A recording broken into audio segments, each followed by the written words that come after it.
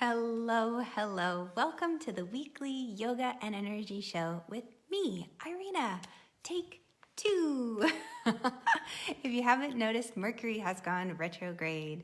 And so there's all sorts of interesting adventures that can happen with technology. And this is something that I spoke about in my Facebook group, the Yoga with Irena, this past weekend. We had a whole healing session, an energy long distance healing session. Hi, Sarah. If you can hear me, let me know. Fantastic, because I just did a Facebook Live and realized my sound didn't work at all. So take two, which is part of what I was mentioning briefly about Mercury being in retrograde. Technological issues can come up, miscommunications can happen at times, but like anything in life, we can take the low road or the high road and see in the morning, where are we going to choose to vibrate? Where are we going to choose to show up? Fantastic. Thank you, Sarah, for letting me know that you can hear me. So even though technological issues may come up, another beautiful thing happening right now is that we get lots and lots of ideas when Mercury goes retrograde. It's a fantastic time for daydreaming, project planning, which Sarah is incredible at. And as she rightly pointed out to me, any time is a good time for project planning. I love what she's doing in her group as well. So Sarah, if you could drop the link to your urban, I'm going to mess up the name of it because I always see it in my brain and I never say it out loud, but she did this wonderful visual mind map of her goals, like 3-month goals, 1-year goal, 3-year, lifetime, and it was just mapped out so beautifully, and she walks you through the incredible process of it. So drop the link to your group here so people can find you as well, because we get so many thoughts and they can be distracting. We want to get things done. You may have had a busy morning like myself, where you've been on one call after another with clients and with business partners and teachers. You might have distractions like kids at home. Oh, good, Urban Earth Mom. Thanks, Sarah. You might have something pulling you away from your center. It's going to happen. And Sarah's in the yoga club with me on Tuesday mornings, and we were talking about how trying to do too many things at one time, that multitasking, it hurts you in the end. It takes you 10 times longer, if not more, to accomplish what you had hoped to do. But here's the thing, working in the online space, being a busy person, we're going to have to go from task to task to task, and we have that opportunity cost of switching tasks at hand. So how can yoga and energy work help us in the transitions? Because we can be fully focused and present when we're on our calls, when we're talking to our clients, our colleagues, but that transition, that 5 minutes you might have, or 10 minutes in between calls if you're lucky, or even maybe 30 seconds, right? How do you flip the switch and transition with grace so you can be present again? Yes, the constant switching fries your brain, Sarah, you're right. And in this busy world, we don't always have a choice to jump from thing to thing, but we do have a choice about how we can transition. So I want to offer you 3 different tips today, 3 different energy exercises to help you feel less fried, to feel present. And first part of it, and you're going to see me do this live and in action because I'm feeling a little fried myself from my morning activities. You'll notice the shift in myself and in you. So first thing you do, seated or standing, take a deep breath. And you imagine beautiful Mother Earth, if she had beautiful color associated with her, like the green, reaching up and holding onto your feet and your calves and anchoring you. Just keeping you tethered.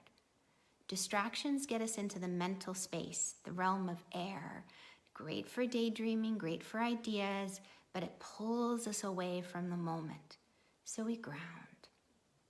The next thing, we're going to tap into our core internal source of energy. So rather than feel depleted and exhausted, running around and getting fried from switching tasks, we're going to connect to the heavens above and the earth below so that we feel centered in our energy, not leaking and losing it.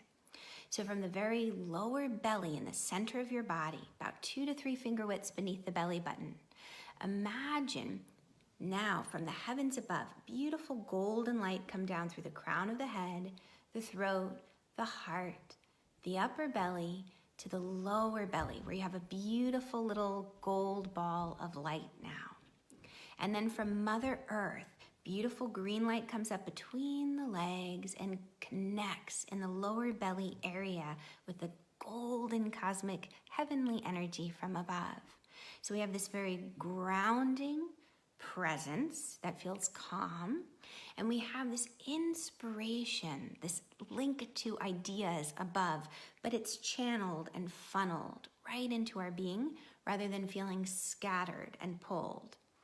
Now the final thing, if this is still not helping you get quite to that point of focus, I invite you to imagine a beautiful flame in the upper belly, right around the diaphragm.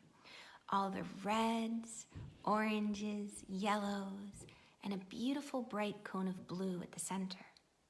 Now the thing about this flame is that it's steadfast and unwavering. And even though the wind may blow, even though your wonderful fur babies might poke at you and knock over glasses and try to get your attention, the flame doesn't flicker. It remains constant. It illuminates and lights up the best path for you to take in that moment.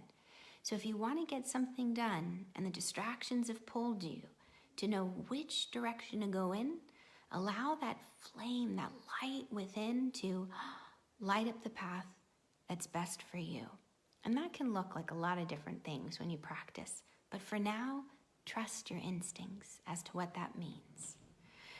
So today, 3 different ways to lose distractions, to focus on the task at hand, and to make that energy to not feel depleted, not to feel so fried switching from tasks. The grounding, the center line, and the flame in the upper belly. So these kind of talks, we go into much deeper discussion over in my Facebook group, The Yoga with Irena. Sarah's in there too, offering her wisdom. I'd love to have you. Please come on over and join the gang and experience sessions like we had this past weekend on Sunday. These healing energy sessions, discussions where we talk about moonstones to help us keep our energy nice and steady during the lunar eclipse. The silliness that happens during Mercury retrograde, going live and not having any audio. All sorts of adventures and hijinks. I'd love to have you. I'll put the link in the comments above or the description. And if you know a friend who would benefit, a friend who's been very distracted and frustrated with getting things done, please share this with them. I'd love to spread the happiness and the peacefulness that comes from feeling accomplished at the end of the day rather than fried. Thanks for joining me. It was wonderful to have you, Sarah. Look for Sarah's link too to her group where you can learn more about the wonderful work she does in helping you get the projects planned, get to the end, and actually accomplish them in a timely, focused manner. All right, I'll catch you on the flip side. Lots of love. Bye-bye. Oh, Lisa, I see you. Thanks for joining.